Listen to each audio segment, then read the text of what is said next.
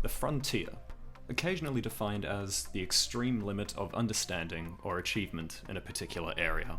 We, as pilots, have been challenged to push these limits and achieve the insane. My name is Kush Puppie from 4FS Gaming, and hopefully we'll be able to offer a little assistance for you to rise to the occasion with a few tips on our favourite kits. First up is Scorch. The thing to note is that Scorch is listed as a tank titan in Frontier Defense. This means that your goal should be to draw fire in dangerous situations and focus on survivability while you defend the Harvester.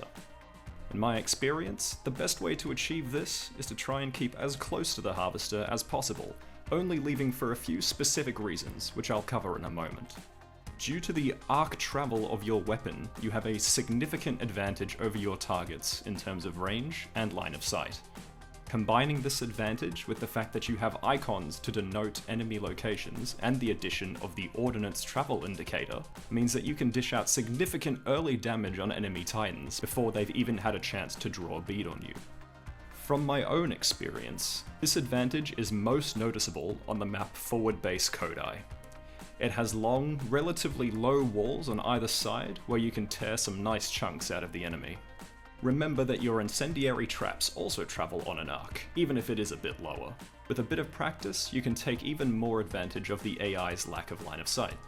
Another reason why Scorch fits into the tank role so effectively is due to high defensive/offensive efficiency. In other words, the Flame Shield. No other Titan has a shield that can deal damage so reliably as Scorch. Ion can do so from a long distance, but it's not as consistent.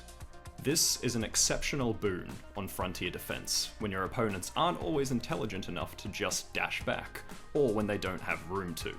Which brings me to my next point. Clusters are your best friend. Find yourself some hallways and watch out for grouped icons around the map.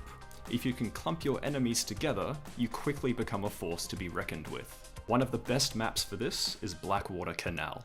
The choke point under the bridge is a great place to stop enemies in their tracks, and keeps you situated near the Harvester. Your burst damage can be immense, including to yourself, which is why I recommend Tempered Plating as your default kit. Just remember that you aren't immune to enemy Scorch Thermite.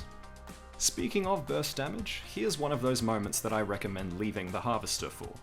If you see some early drops that your allies won't be able to deal with quickly, head over there. Drop a couple traps, a firewall, and a couple of thermite cans, and not much is getting out of that. This can be especially important with Mortar Titans. Now, please remember that these tips are all based off personal experience, and the most important thing about Frontier Defense is that you can find a playstyle that suits you, and that you have fun. Let us know if you enjoyed the video and my advice, drop us a like and subscribe to our channel, and don't forget to check us out on our Facebook, Twitter, and Twitch. Thanks very much, guys.